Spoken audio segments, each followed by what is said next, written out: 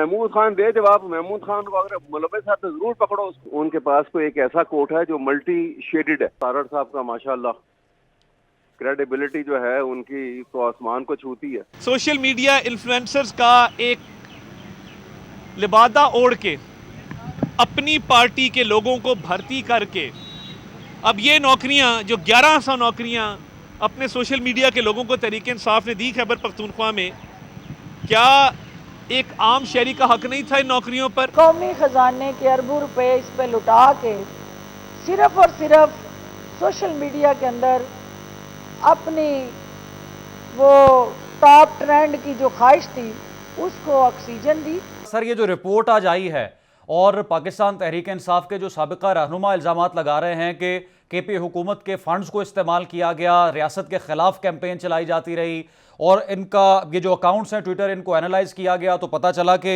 2021 से पहले ये अकाउंट किसी और तरह से काम कर रहे थे। जून में फिर इन्होंने इन तमाम तर एक्टिविटीज़ का आगाज़ किया। जो आपने दो नाम बताए हैं, एक तो आपने बताया उनका तारड़ साहब का माशाल्लाह क्रेडिबिलिटी जो है उनकी तो आसमान को छूती है। बीच में तो कहीं नहीं, या आसमान को छूती है या जमीन की गहराइयों में चली जाती है। और जो बात करते हैं उसमें सच्चाई का दूर से भी ताल्लुक नहीं होता, लेकिन फिर बात भी कर रहे होते हैं वो। ये उनमें ऑडेसिटी है कि वो झूठ और झूठ को सच बनाने के लिए वो आसमान जमीन के कलावे मिला देते हैं। जो बात उन्होंने अब भी की है और जिन लोगों के रेफरेंस से ये बात हुई है कि ये 4 फलां लोग जो हैं वो इसमें ज्यादा इन्वॉल्व रहे और ये सब कुछ हुआ। और दूसरी आपने फिर स्टेटमेंट सुनाई है वो फिरदौस आशिक अमान साहिबा की।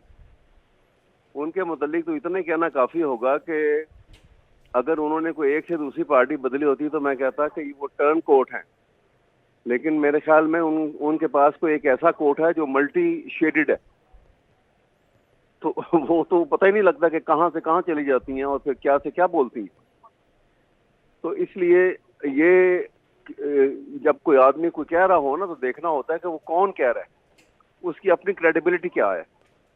जब विटनेस बॉक्स में भी किसी को खड़ा किया जाता है तो एविडेंस एक्ट के पेश नजर उसकी क्रेडिबिलिटी के ऊपर कुछ क्वेश्चन किए जाते हैं कि पता लगे कि ये क्रेडिबल आदमी है कि नहीं है।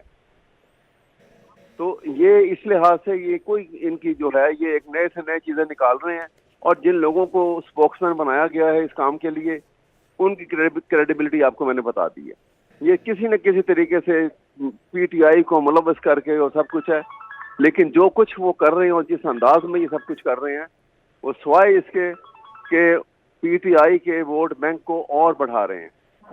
लोग जो हैं विक्टिमाइजेशन जितनी करेंगे इमरान खान की और उनकी पार्टी की, वो लोगों के कॉमन मैन के दिलों में उनकी हमदर्दी, उनके लिए जज्बा और उनके वोटों का इजाफा होता चला जा रहा है और होता चला जाएगा।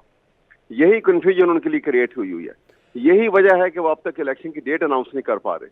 उन्हें खौफ है कि इलेक्शन का वक्त आएगा जब, तो उस वक्त ना ये जो अब सख्तियां कर रहे हैं वो कर नहीं सकेंगे और लोग जो हैं वो जब एक जम गफीर बाहर निकल आएगा तो उसको रोकने वाला कौन होगा। अच्छा अहमद वैस साहब, जो पाकिस्तान तहरीक इंसाफ का सोशल मीडिया था वो बड़ा एक्टिव और वाइब्रेंट था। सवाल तो ये पहले भी उठते रहे हैं कि आया ये अकाउंट्स असल हैं या फेक अकाउंट्स बनाए गए हैं, और मामला तो उस वक्त बिगड़ा जब ये एंटी एस्टेब्लिशमेंट बयानी के साथ चलने लगे 9 मई के इंसिडेंट से पहले, जब पीटीआई चेयरमैन गिरफ्तार हुए और इस तरह के ट्वीट्स और तमाम तर कमेंट्स किए जाते रहे। अब मेरी जो बात हुई थी जिन पर इल्जामात लगाए गए, अजहर मुशवानी साहब से भी मैंने कांटेक्ट किया। वो कहते हैं जी मज़कूरा पायलट प्रोजेक्ट केपी की हुकूमत का था, इसमें सूबे की तमाम 1166 यूनियन काउंसिल्स में एक एक मकामी सोशल मीडिया इन्फ्लुएंसर को इंटर्नशिप पर रखा जाना था। लेकिन इससे पहले भी सर एक रिपोर्ट आ चुकी है कि जितने भी अकाउंट्स ये हैंडल होते रहे इस्लामाबाद से, केपी से या पंजाब से, ये पेड लोग हैं और इनको भर्ती किया गया और इनकी तनख्वाहें जो है वो हुकूमत दे रही है खैबर पख्तूनख्वा की। मैं यही बात कर रहा हूँ। देखिए बात में सवाल ये है कि करप्शन जिसने जिस लेवल पे भी किसी ने की उसको बिल्कुल बख्शना नहीं चाहिए, माफ नहीं करना चाहिए और सख्त हाथों में उससे उनको डील करना चाहिए। ये तो मेरा अपना पर्सनल है, क्योंकि पब्लिक फंड में जो बंदा मिस अप्रोप्रिएशन करे, ब्रीच ऑफ ट्रस्ट करे, वो काबिल माफी भी नहीं है और उसको सख्त सजा मिलनी चाहिए। ये तो पक्की बात है। और दूसरी बात ये है तो मिनिस्टर फॉर प्लानिंग जो उस वक्त थे महमूद खान साहब, उनके खिलाफ फिर होनी चाहिए तमाम तहकीक, जिनके नाम लिए जा रहे हैं उनके खिलाफ नहीं होनी चाहिए। लेकिन एक पहले उसके लिए एक इम्पार्शियल इंक्वायरी की जरूरत होती है। वो इंक्वायरी करने वाले कौन है?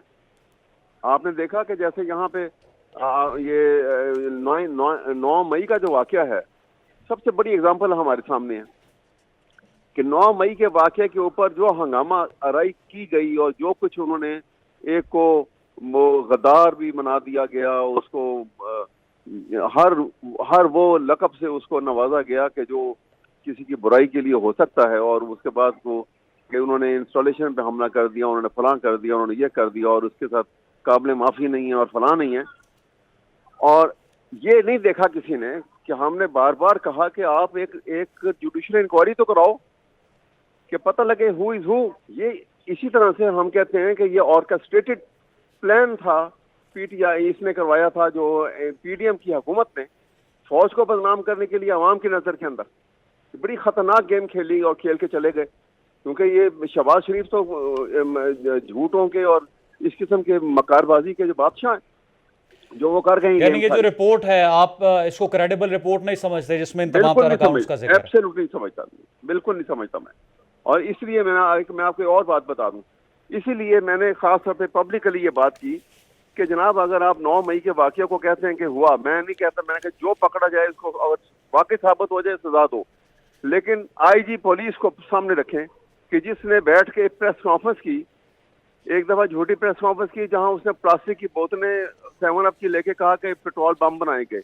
और ये है जी, जो कि कभी आज तक आपने नहीं सुना होगा कि आईजी जैसा आदमी पढ़ा लिखा भी हो और ट्रेनिंग भी उसकी सारी ऐसी हुई हो और वो प्लास्टिक की बोतलों को पेट्रोल बम कह दे।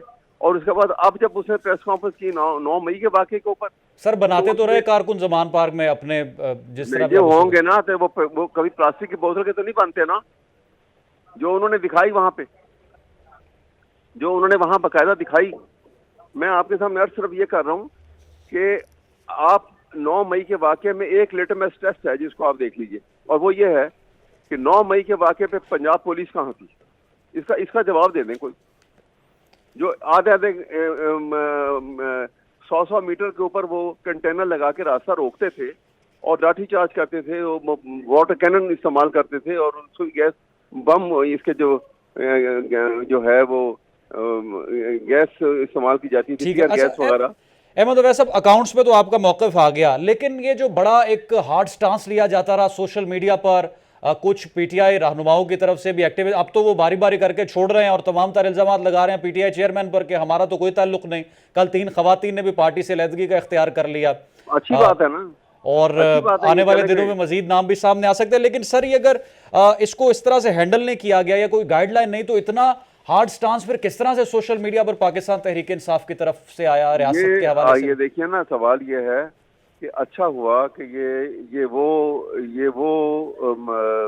माउस जो है ना, ये माइस, आपको पता ना कि जब वो समुद्र में तूफान आता है, जहाज डूबने के लिए होता है, तो आपको पता है कि वो चूहे जो हैं वो फौरन जंप आउट करते हैं, उसे सी जंपर्स कहते हैं, शिप जंपर्स। वो जंप लगाते हैं अपनी जान बचाने के लिए और जाके गिरते हैं पानी के अंदर, वहां से बचत कोई नहीं होती। ये वो लोग हैं। और इसके बाद जो रिप्लेसमेंट होगी वो डाई हार्ट आ जाएंगे। इसी तरह मामलात बनते हैं, इसी तरह मामलात आगे चलते हैं। इसलिए एक आदमी जिसके मुतल्लिक ये सारे चार्जेस लग रहे हैं, उसकी ऑनेस्टी तो अबाउट डाउट है।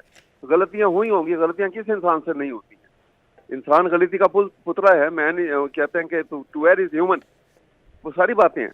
लेकिन ये सब बातों को देखने के लिए आपने देखना है कि नेशनल लेवल के ऊपर आप कोई ऐसा काम तो नहीं कर रहे कि जिससे कौम को आप तबाह कर देंगे या मुल्क के ऊपर नुकसान हो जाएगा।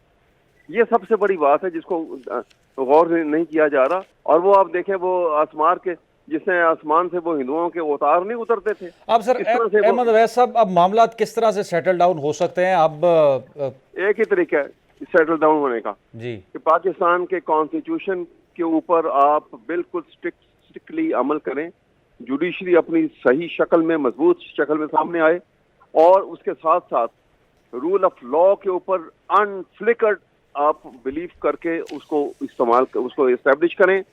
उसको रूल ऑफ अथॉरिटी की तरफ मत नहीं लेके सर, जाएं। मैं तो ये पूछ रहा हूँ कि रिपोर्ट जो आई है अब तो अकाउंट्स के बकायदा इन्वेस्टिगेशन शुरू हो गई, कहाँ से ट्वीट जनरेट हुआ, कुछ फिर भी नहीं कौन कौन ये- उसको शेयर करता रहा, ये सारी वन साइडेड है ना। जो कौन- नाम लेते रहे कि फलां ये इसमें ऑफिसर देखिए ना, शामिल है, फलां ऑफिसर को ऐसे करें। मैं यही कह रहा हूँ ना कि ये सारे जो हैं ये अगर आती है पकड़ जाते हैं तो ले। आपको पता है कि वो क्या हुआ था? अब आप सर ये- इन अकाउंट्स का क्या करें? अब किसको, भी नहीं महमूद होगा। खान साहब जवाब दें इसका, उनसे नहीं, इन्वेस्टिगेशन होनी चाहिए। महमूद खान दे जवाब। महमूद खान को अगर मुलविस है तो जरूर पकड़ो उसको, बिल्कुल ना छोड़ें किसी को। मैं तो ये कहता हूँ जो अगर बिल्कुल सही मानो में मुलविस जो आदमी आए बिल्कुल रगड़ा ना जाए और ये एक असूल बना लिया जाए, देखिए मुल्क सीधा हो जाएगा।